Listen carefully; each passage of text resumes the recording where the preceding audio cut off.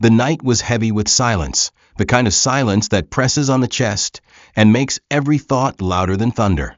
Tracy lay awake, staring at the ceiling, her heart restless, though the house was quiet. Beside her, Mike breathed deeply, lost in dreams, unaware of the storm brewing in his wife's soul. The fan hummed lazily above, carrying with it memories of laughter, of promises whispered in the same bed where doubt now grew like weeds. She closed her eyes, praying for sleep, praying for reassurance, praying for a sign that her love had not become a prison. But then, as if summoned from the depths of his most secret desires, Mike's lips parted and a name slipped out in the gentlest of whispers. Sandra. The syllables hung in the darkness like a ghost. It wasn't just a name, it was the tone, the tenderness, the ache in his voice that shattered Tracy's chest like glass. She sat up abruptly, staring at him in disbelief, her pulse thundering in her ears. He turned slightly in his sleep, a faint smile brushing his lips, and Tracy's eyes widened further. That smile wasn't hers. That dream wasn't hers. The name he carried to bed wasn't hers. Tears blurred her vision as she pressed her hands to her mouth to keep from crying out. For months, she had sensed it, the late nights, the distracted eyes, the phone he guarded like treasure. She had prayed she was wrong. But hearing Sandra's name spoken in that intimate tone was more proof than she ever wanted. It was betrayal without touch, adultery without witnesses. Tracy felt the floor of her marriage sink beneath her. She lay back down beside him, not to rest, but to memorize the moment she lost her husband, not to another woman's arms, but to her place in his heart. Morning light spilled through the curtains like uninvited truth, illuminating a home that had suddenly become foreign to her. Tracy rose quietly, her body trembling as though carrying the weight of 10 storms. Mike stirred but didn't wake, his hand stretching across the bed in search of her warmth. She stepped back instinctively, unwilling to be touched by the same hands that clung to someone else in dreams. The bathroom mirror reflected her swollen eyes, red from a night of muffled sobs, and she studied her face with unfamiliar pity. She was not just a wife anymore. She was a woman betrayed by silence. As she dressed in slow, deliberate motions, her mind replayed the whisper again and again, each time cutting deeper. Sandra. The way he had said it was not casual. It was longing, it was ownership, it was love he had no right to give. Tracy wiped her eyes, her fingers trembling as she tried to button her blouse. She wanted to scream, to shake him awake, to ask how he could dare carve another woman's name into the fabric of their marriage. But dignity was stronger than rage, and disappointment quieter than anger. She would not explode. She would simply leave. She returned to the bedroom and looked at him one last time. His face was calm, innocent even, the mask of a man at peace. And that was what stung most, how easy it was for him to sleep while her soul was in flames. She reached for her ring, sliding it off her finger with a finality that shook her bones. The tiny circle of gold had once been her crown, but now it was a chain. She placed it gently on his pillow, beside the head that had betrayed her in dreams. Then, with a heart breaking quietly, she turned away from the man she still loved but could no longer trust. By the time dawn fully kissed the rooftops, Tracy had already packed a small suitcase. She did not take much, just enough to keep her moving, just enough to prove she did not depend on his roof to breathe. Each shirt she folded carried memories of laughter in the kitchen, of dancing barefoot in the living room, of holding him through struggles. Yet every fabric now felt stained with Sandra's name. She zipped the bag shut with trembling hands, as though sealing away her own heart. Then she took a piece of paper and wrote with tears instead of ink, "When a man's heart belongs elsewhere, no wife should stay and beg for crumbs." She placed the note beside the wedding band, letting the two objects speak in her absence. The house was still, the kind of stillness that made every sound echo, the click of her heels, the creak of the door, the sob she tried to swallow. She walked through the living room, pausing briefly at the family portraits hanging on the wall. There they were, Mike with his arm around her shoulders, Tracy smiling with the innocence of a woman who thought forever was secure. She touched the glass frame with shaking fingers, then turned away, realizing forever had ended in one careless whisper. Her heart pounded as she wheeled the suitcase toward the front door. A final glance over her shoulder revealed the life she was abandoning. The couch where they had spent countless evenings, the kitchen where she had cooked his favorite meals, the staircase they had decorated with Christmas lights. She had built this house into a home, only for him to fill it with another woman's name. And so she walked out, not as a wife, but as a stranger reclaiming her dignity. The door closed behind her, not with a slam, but with a whisper of finality. Mike stirred awake hours later, stretching lazily until his hand brushed against something unfamiliar. His eyes opened, expecting to see Tracy's warmth, but instead he found a cold pillow, an empty space, and a gold ring that did not belong there.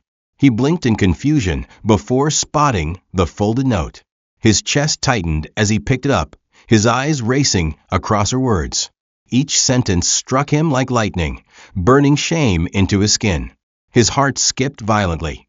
Had he spoken Sandra's name aloud? The memory of his dream rushed back, and with it came dread. He stumbled from the bed, calling her name into the stillness of the house. Tracy? Tracy. His voice echoed through the walls, unanswered. He searched every room, the kitchen, the bathroom, the living room, but they all mocked him with their silence. Her clothes were gone, her scent fading, her laughter erased. The weight of emptiness pressed down on him, and for the first time in years, Mike felt small, powerless, and afraid. He realized she had not just left the house. She had left him. The walls that once held their love now closed in on him with guilt. He sat on the edge of the bed, the note and ring clutched tightly in his hands, staring blankly ahead. It was not Sandra he saw in his mind now. It was Tracy's face, twisted in pain, her eyes brimming with betrayal. And in that moment, regret struck him with merciless force. He had whispered another woman's name in his dreams, but now he was awake in his own nightmare. Tracy arrived at her mother's house just before noon, her small suitcase rolling behind her like the weight of shame she didn't deserve to carry. Mrs. Okafor opened the door with eyes that instantly read the sorrow her daughter tried to hide. She said nothing at first. She simply pulled Tracy into her arms, holding her as though she could absorb the pain with her embrace. The hug broke Tracy's composure, and she wept into her mother's shoulder like a child who had been wounded by life's cruelty. Without asking questions, Mrs. Okafor ushered her inside, setting her suitcase down gently as if to remind her, "Here, you are safe." The small living room smelled of roasted yam and palm oil stew, comfort foods that had nursed Tracy through childhood heartbreaks and growing pains. She sank into the couch, exhausted, her mind replaying the whisper of Sandra over and over until it felt tattooed into her soul.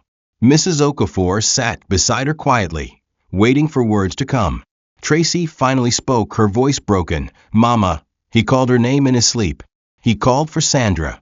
The words cracked in her throat, and her mother's face tightened with fury she concealed behind pursed lips. Mrs. Okafor lifted her daughter's chin and said softly but firmly, "When a man shows you the contents of his heart, believe him. You are not meant to compete with another woman for love. You are not a beggar at his table." Her words cut like truth should, painful, yet healing. Tracy leaned back into the cushions, exhausted, knowing she had left her home behind, but uncertain if she had saved or ruined her life. Back at the office, Mike sat slouched at his desk, the note from Tracy folded tightly in his pocket, pressing against his chest like a thorn. He hadn't been able to eat. He hadn't been able to think. He was only beginning to realize the depth of the damage his careless heart had caused when his phone buzzed with a message from Sandra. "At least your dreams tell the truth. She must know by now, right?" The words made his stomach twist. What once felt flattering now felt venomous. He ignored it. Minutes later, the phone rang, Sandra again. Against his better judgment, he answered. Her voice was playful, teasing. "So, is the little wife angry? Maybe she should know she can never be me." Mike's jaw clenched, shame and fury colliding. For the first time, her confidence disgusted him. "Sandra, don't call me again," he snapped, his tone low and trembling with anger. But Sandra only laughed, amused by his guilt. "Oh, Mike, you think you can walk away that easily? Dreams don't lie. You want me, even in your sleep." She hung up before he could reply, leaving him seething, but also crushed under the truth that Tracy had walked out because of that same dream. For hours after, Mike sat at his desk unable to focus. He remembered how Sandra had once seemed like an escape, exciting, daring, a secret flame. But now she was a shadow that had swallowed his marriage whole. He buried his face in his palms and groaned, realizing he hadn't just betrayed his wife. He had mocked her, belittled her dignity, and lost the one woman who had built a home with him. Sandra had won nothing but his destruction, and Mike knew he was the fool who handed it to her. That night, Mike returned to his house, but it no longer felt like home. He opened the door to a silence so thick it suffocated him. No aroma of Tracy's cooking, no laughter echoing down the hallway, no slippers by the door, just emptiness. He walked into the kitchen and found her favorite mug still sitting by the sink, and something inside him snapped. He grabbed it and clutched it tightly, as though holding the mug could bring her back. But all it did was remind him of the void. He slumped against the counter, whispering her name into the emptiness. "Tracy, please come back." He sat at the dining table, staring at the empty chair opposite him. The chair mocked him, daring him to remember all the times Tracy had sat there, smiling at him with trust. Now it sat hollow, and the weight of betrayal pressed on his chest like chains. He tried to eat, but every bite tasted like ash. He tried to sleep, but the bed felt like an open grave. Even in the dark, he kept expecting to hear her voice from the kitchen or her soft steps in the hallway. The silence consumed him until he broke, covering his face and sobbing like a child. That was when regret began to grow roots. Regret for every lie he had told. Regret for every moment of suspicion he had brushed off with excuses. Regret for letting Sandra creep into his life like poison. He realized with horror that Sandra was not just in his bed. She was in his dreams, and that was why Tracy had left. He had not just betrayed her in the daylight. He had betrayed her in his very subconscious. And now, in the silence of an empty house, Mike began to taste the bitter fruit of his choices. By the end of the week, the whispers had started. In the neighborhood, women exchanged knowing glances when Mike walked past. At church, he noticed people staring at him longer than usual. Some looked at him with pity, others with quiet judgment. His colleagues at work noticed his distraction, his late arrivals, his lack of focus. The once proud man with a firm grip on everything now looked lost, reduced, humbled by his own weakness. Someone had seen Tracy at her mother's house, and from there the story spread like wildfire. Mike's wife left him because of another woman. Mike felt the shame in his bones. Even the air at work seemed heavier, as though every whispered laugh was aimed at him. Friends who once admired his leadership now spoke of him in lowered voices. He felt stripped, not just of his wife, but of his respect, his image, his pride. No one needed to confirm Sandra's role. The whispers had already convicted him. In the mirror, he saw a man he no longer recognized. Eyes red, shoulders slumped, dignity broken. The betrayal had not only cost him Tracy, it had tarnished his name in ways he hadn't anticipated. That night, as he sat alone once more, the echoes of the whispers filled the corners of the house.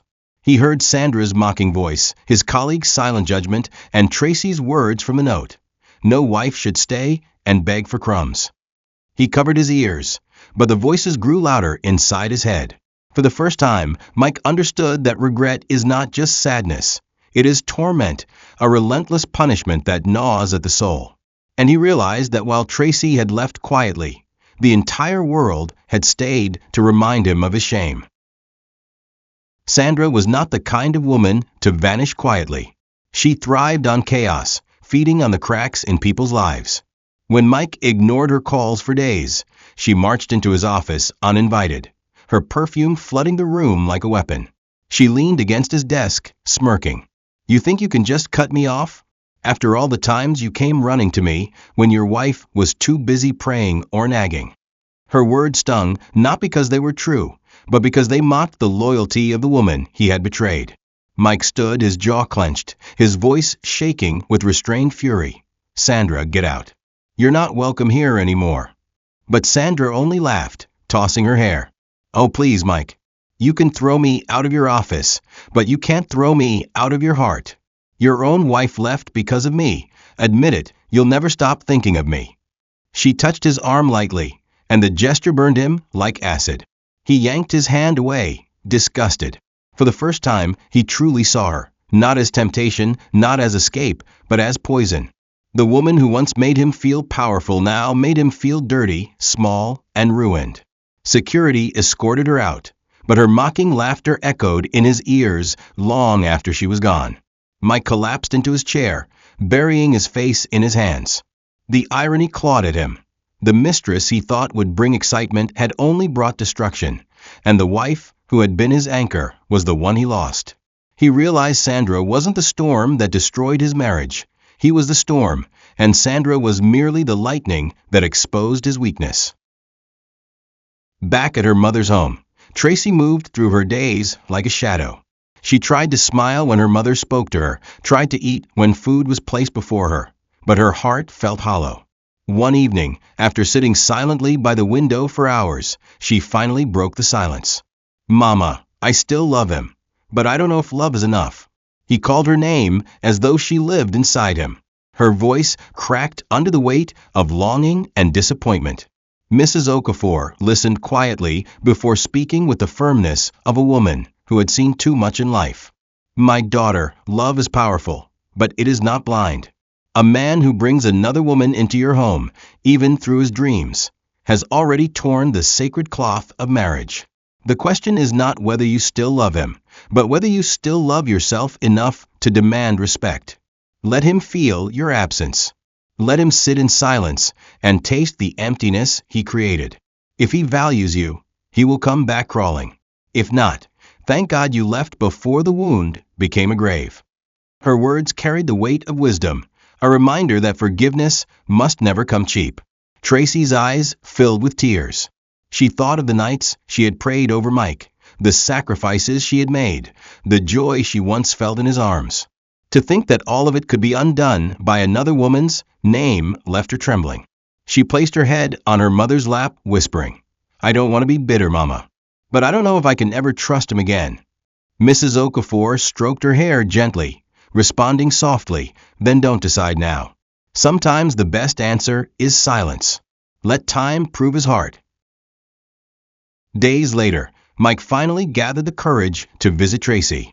He stood outside her mother's gate with flowers in hand, the same flowers he once gave her when they were courting. His hands trembled as he pressed the bell, his heart racing with dread. When Mrs. Okafor opened the door, her eyes narrowed, but she let him in with cold courtesy. "She is here, but she does not want to see you, and I will not force her." The weight of her words fell on him like a judge's gavel. He nodded slowly, accepting the punishment he deserved. He waited in the living room, his eyes darting toward the hallway every time he heard footsteps. Finally, Tracy appeared, her face calm but her eyes weary. She stood at the doorway, refusing to come closer. Mike's voice cracked as he spoke. "Tracy, please. I've made mistakes, but you are my life. You're the only woman I want. I can't sleep, I can't breathe without you." His words tumbled out desperately, but Tracy's face remained unreadable. After a long silence, she shook her head. "You called her name in your sleep, Mike. Do you know what that means? Even in your most honest state, your heart belongs to her. You didn't just betray me with your body, you betrayed me with your soul." Her voice trembled, but her stance was firm. She turned and walked back into the hallway, leaving him shattered in the living room. Mrs. Okafor looked at him with quiet disdain and said simply, "A man who breaks a woman's spirit should not expect her to return quickly." Mike left the house with the flowers still in his hands, their fragrance now mocking him. The days that followed dragged Mike into a pit of despair. Work became unbearable. He sat in meetings without hearing a word, his thoughts consumed by Tracy's absence.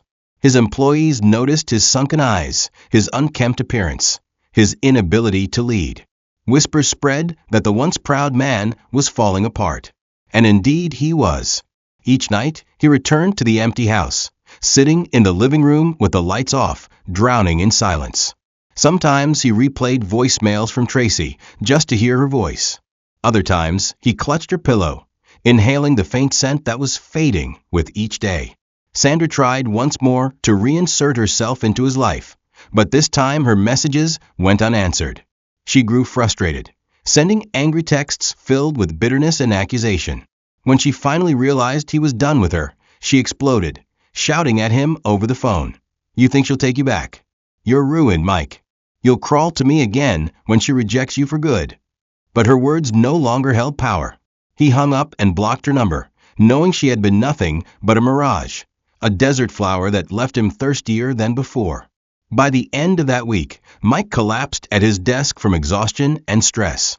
His secretary rushed him to the hospital, where doctors warned that his body was giving in to the pressure.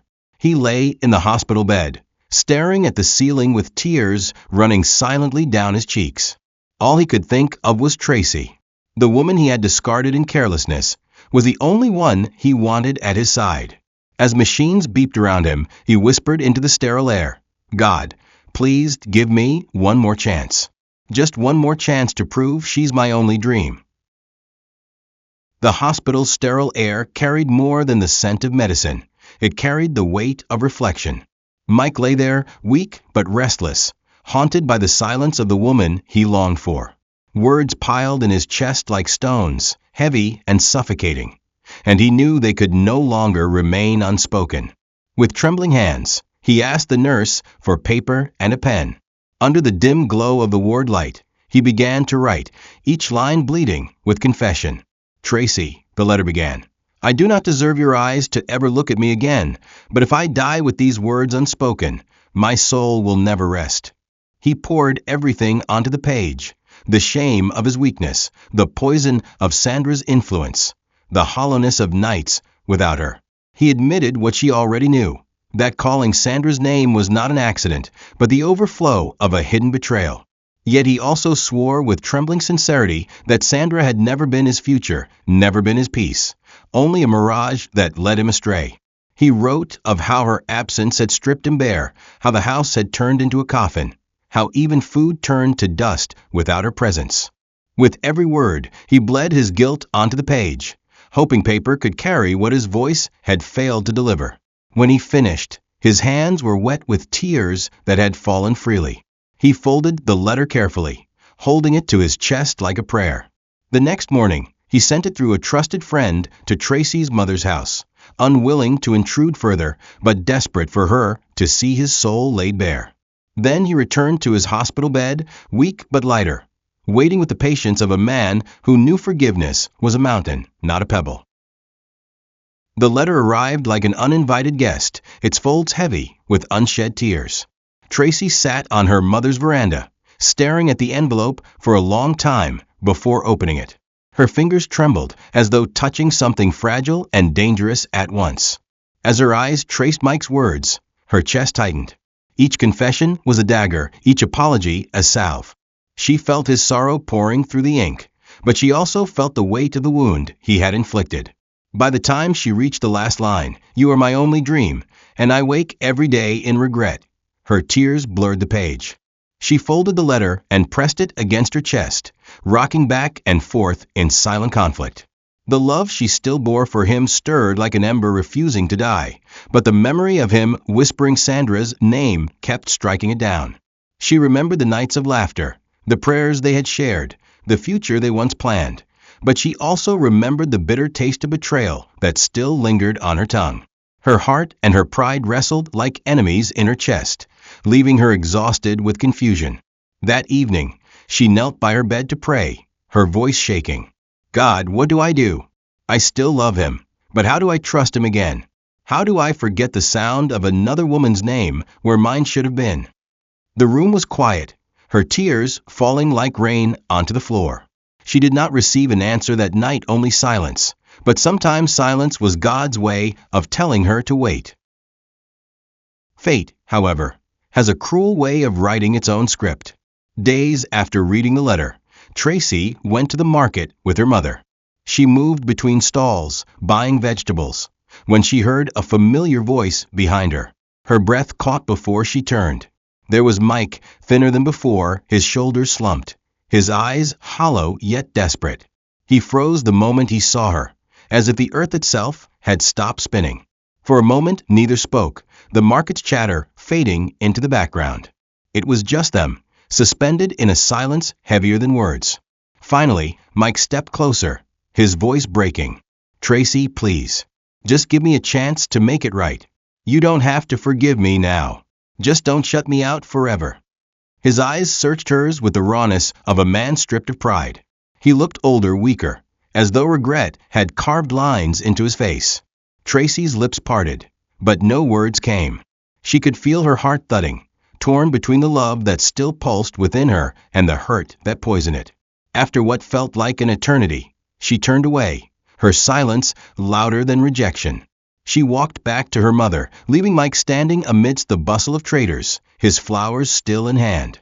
To him, her silence was worse than anger. Anger would mean she still felt something. Silence meant she was slipping further away. As she disappeared into the crowd, Mike stood alone, crushed by the realization that some wounds are too deep for apologies to heal quickly. Sandra's world, meanwhile, began to unravel. When whispers of her affair with Mike reached her workplace, the air grew cold around her. Colleagues stopped greeting her with warmth. Promotions slipped past her. Her name became a shadow whispered behind closed doors. One afternoon, she was called into the office of her superior, who told her bluntly that her presence had become a distraction. In less than a week, she was unemployed, her carefully polished image cracking under the weight of scandal. The woman who once thrived on attention now walked the streets with lowered eyes. Her friends, who once delighted in her confidence, began to disappear too. No one wanted to be associated with the woman who ruined another woman's home and gained nothing from it. Even the men who once chased her began to avoid her, fearing the curse of her reputation. Sandra found herself drinking alone in dim bars, her laughter forced, her eyes hollow. She realized too late that what she had destroyed could never be hers to keep. In the quiet of her apartment, stripped of glamour, Sandra stared at her reflection in the mirror.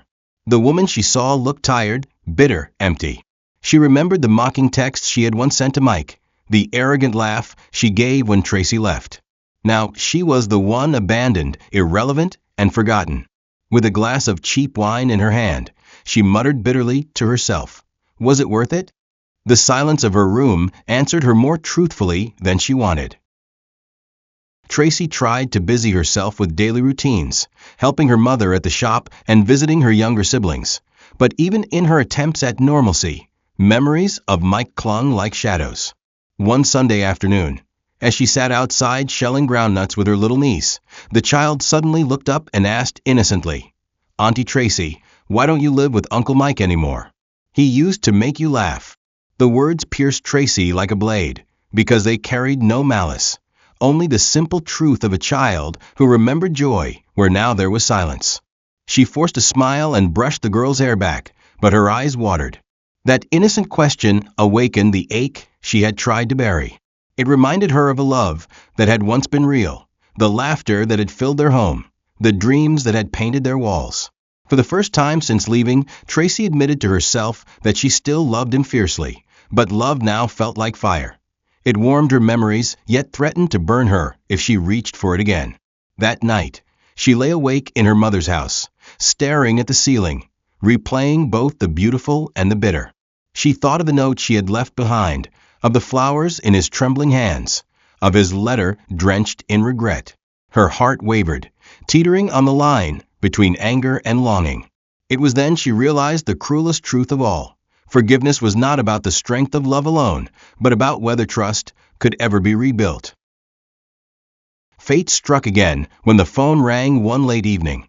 It was Mrs. Okafor who picked up, her expression tightening as she listened. She turned to Tracy with a grave look. "It's Mike. He collapsed at work. He's in the hospital." Tracy froze, her hands trembling as the word sank in. Her mind flooded with images, Mike laughing, Mike smiling, Mike whispering Sandra's name in his sleep. And now Mike lying weak, perhaps dying, without her at his side. The conflict in her chest roared louder than ever. After hours of pacing and silent tears, Tracy finally gathered the courage to go. She walked into the hospital ward with hesitant steps, her heart thudding. There he was, lying frail on the bed, his once strong frame now diminished, his face pale, his body betrayed by stress and sorrow. He stirred slightly, and when his eyes opened, they widened with disbelief at the sight of her. For a moment, he thought she was a dream. "Tracy," he whispered, his voice cracking with weakness. She stood by the door, gripping her purse tightly, fighting the urge to run. Seeing him in such a state broke something inside her, but pride and pain held her back from rushing forward. She simply stood there, silent tears sliding down her cheeks, while he reached feebly toward her. For the first time, she saw him not as the man who betrayed her, but as a broken soul who finally realized the cost of his sins. When Mike regained more strength, the floodgate of his emotions opened. He clasped her hand with trembling fingers, refusing to let go, tears streaming down his face in a torrent of regret. "Tracy, I am sorry. Sorry is too small a word. I have destroyed the best thing God ever gave me. If I leave this world tonight, I want you to know, I never stopped loving you. Sandra was a weakness, a shadow, a mistake. But you are my only dream. Please, if God gives me life again, I will live it only for you." His sobs shook his body, raw and uncontrolled. Tracy's own tears fell freely, her chest heavy with compassion and grief. She saw before her not the proud man who once betrayed her, but a humbled soul stripped bare by consequence. Her fingers tightened slightly around his, not as a sign of forgiveness, but as recognition that his regret was genuine. She whispered softly, "Mike, words cannot erase wounds. But I hear your pain. I hear it." Her voice trembled, caught between the tenderness of love and the scars of betrayal. For hours, they sat in that hospital room, his tears soaking the sheets, her silence filling the spaces where promises once lived. Mike knew then that forgiveness, if it ever came, would not be instant. It would be a slow rebuilding, a mountain climbed with bloodied feet.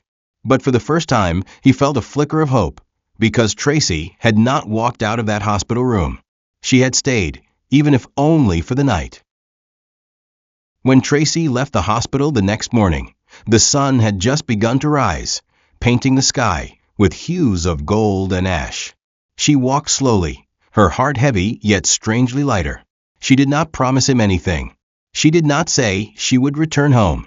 She simply left him with hope and uncertainty, knowing that rushing forgiveness would only cheapen the pain she had endured. Her final thought as she stepped into the light was this: love survives, but trust is rebuilt brick by brick. Mike watched her leave, his heart aching with both relief and fear. Relief that she had come at all, fear that he might never truly win her back. As he lay back in his bed, he realized that his life would forever be divided into two chapters, before Tracy left and after. He whispered her name once more, not in the careless tone of dreams, but in the desperate reverence of a man who finally understood its worth. Sandra, meanwhile, disappeared into obscurity, her name fading into whispers of scandal. Mike's business faltered, but slowly began to heal, though never with the same pride as before. As for Tracy, she carried her dignity like a crown, choosing to walk carefully with her heart. The story did not end with a wedding ring returned or a vow renewed. It ended with reality: a wife wounded but not broken, a husband regretful but not absolved. And in that balance, the greatest lesson lived. Love may endure betrayal, but it never forgets. Please share, like, and subscribe. Your support means the whole world to us. Thank you for watching to the end. Don't forget to come back for the next amazing tale.